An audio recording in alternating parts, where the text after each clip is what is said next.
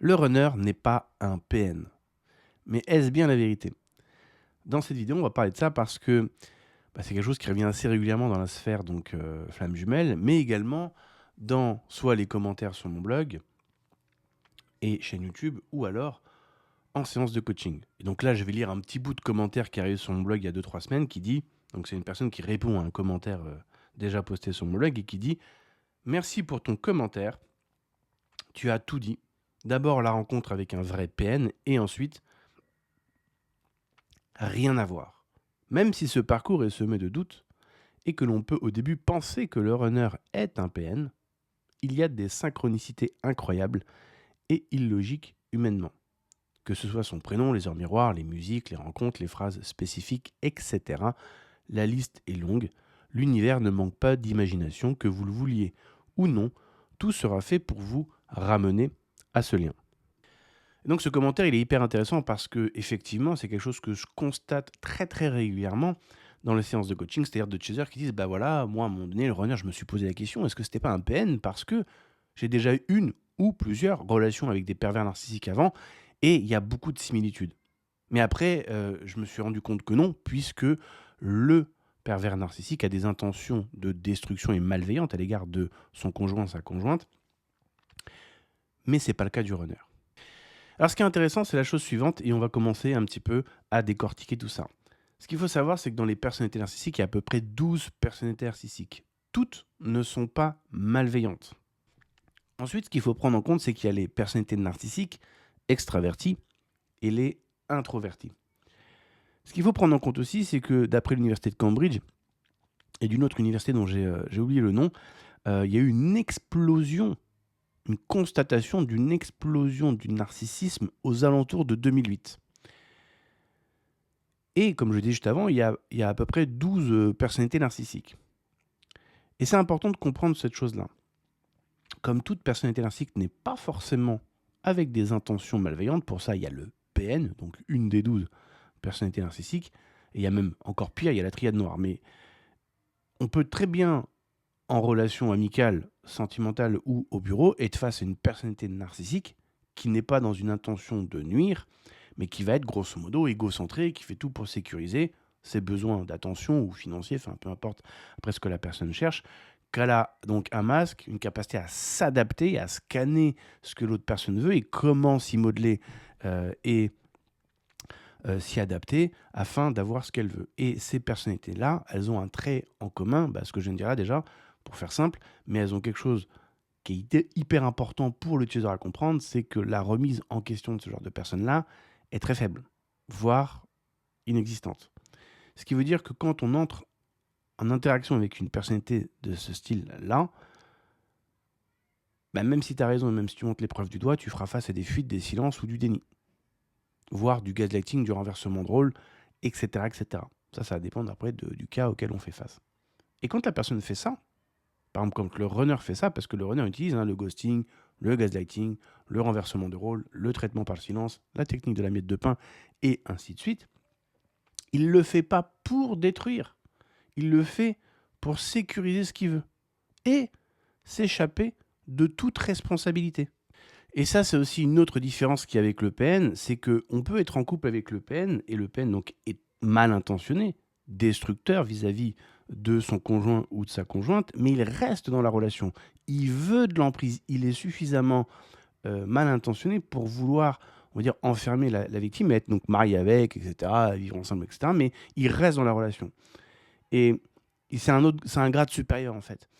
Alors que le runner, lui, tout de suite, c'est la fuite. C'est je viens, je picore ce que j'ai à picorer, tant que ça passe, je reste. Si à un moment donné, on me reproche des trucs et tout, je repars.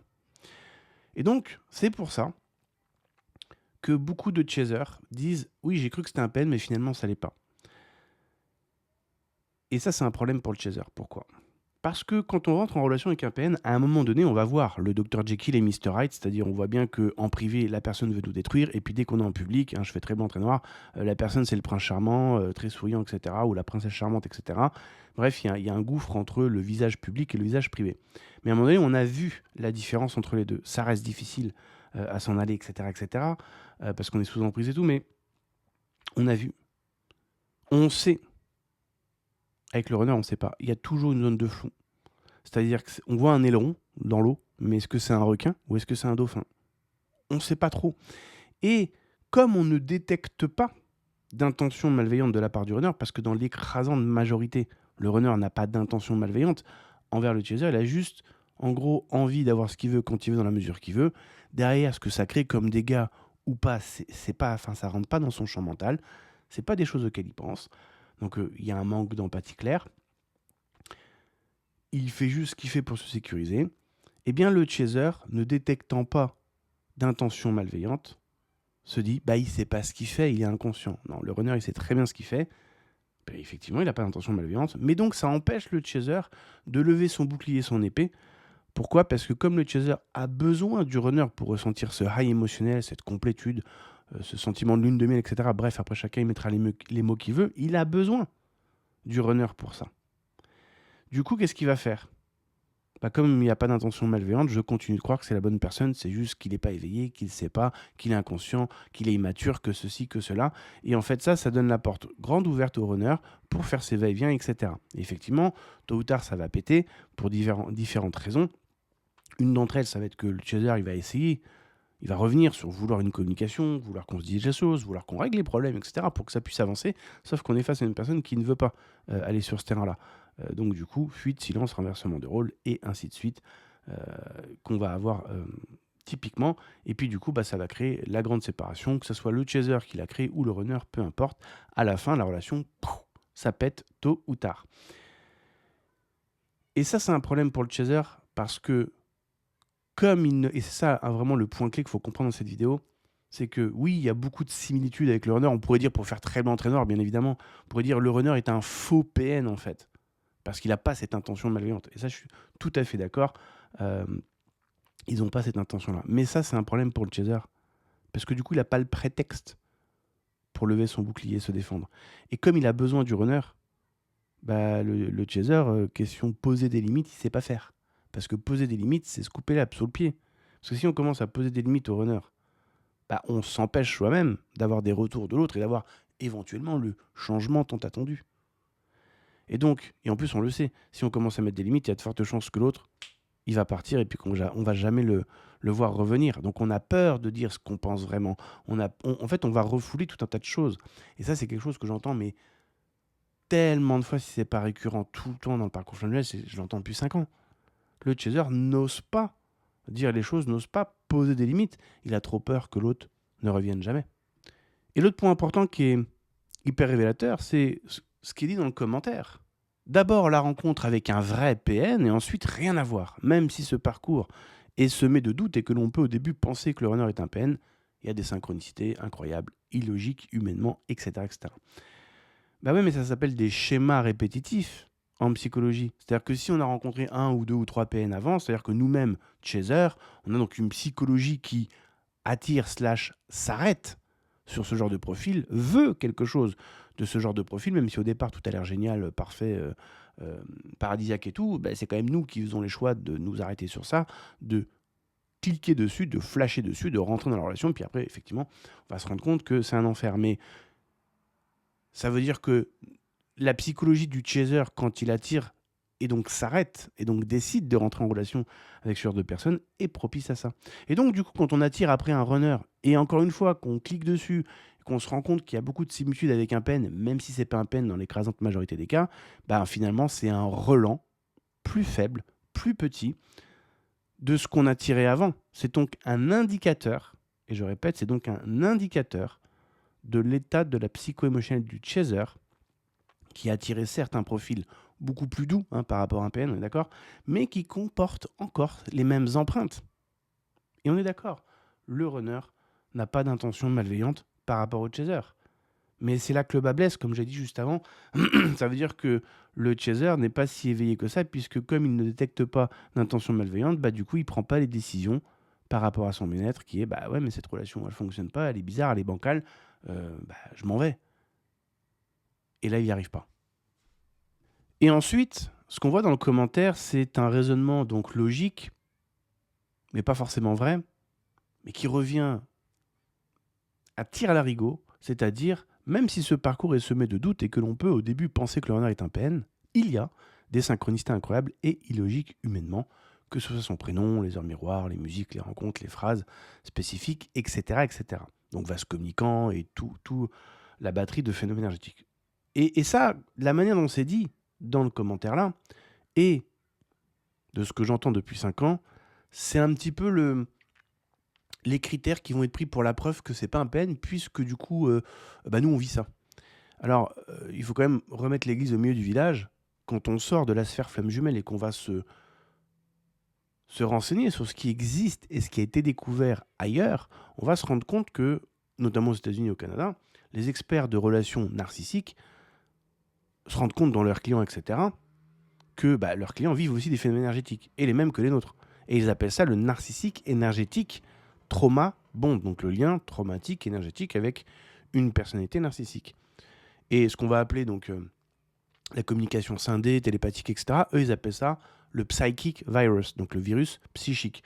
Donc en fait, il suffit de se renseigner un petit peu pour se rendre compte que ailleurs, des gens qui ont clairement identifié des personnes narcissiques, et donc des binômes victimes narcissiques,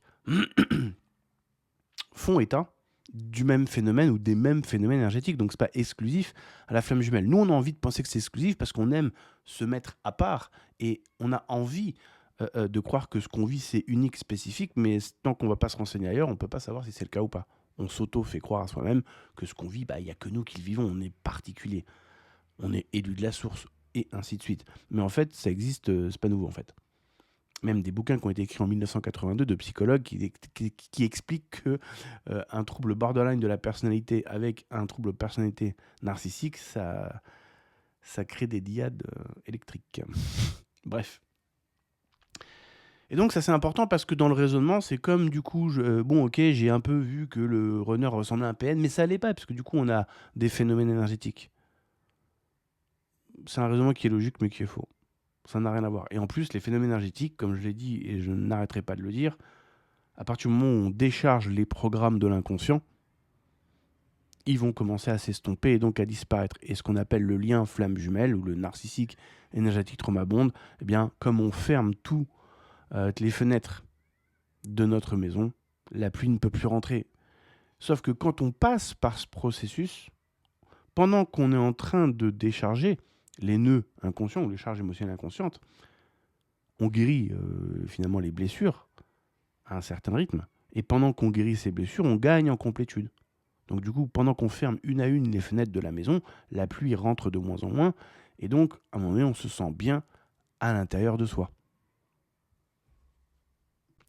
Et ce qui était avant une nécessité, une envie d'être en réunion, d'avoir la présence du runner, etc., qui était l'expression de manque avec des S, eh bien ce n'est plus le cas, tout simplement. Et donc, c'est ça qui est hyper intéressant, c'est de voir que moi, quand je vois ce genre de commentaires-là, je comprends tout à fait où les personnes en sont dans leur stade, parce que j'ai eu les mêmes raisonnements avant.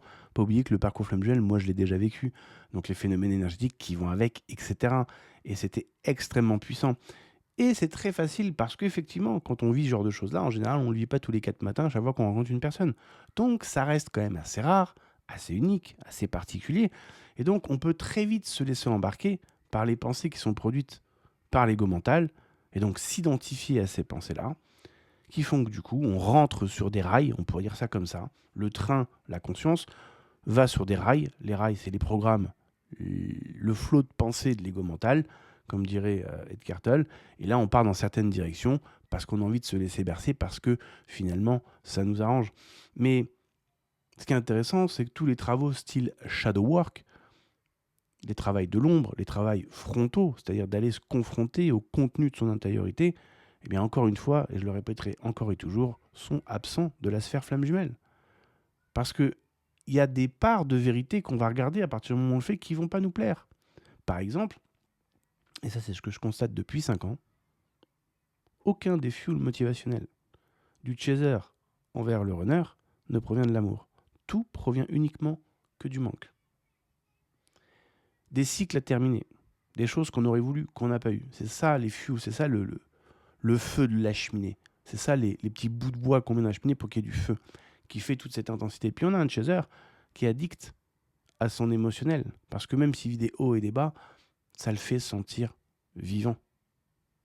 Donc maintenant, on va passer dans la deuxième vidéo, on va voir justement le commentaire donc d'une cliente que pareil j'ai, entendue un certain nombre de fois, de manière très, très récurrente depuis 5 ans et puis on va un petit peu, le décortiquer pour comprendre en fait comment, tout ce discours EFJ, bien que basé sur une dynamique relationnelle bien réelle, va très, très vite et très facilement, partir encore une fois dans des interprétations, dites entre guillemets «spirituelles», mais finalement basées sur une méconnaissance de mécanismes psychologiques intérieurs. Et la clé, elle est là, parce que dès qu'on commence à se rendre compte que tout se passe en nous et qu'on a la main, on peut tout changer.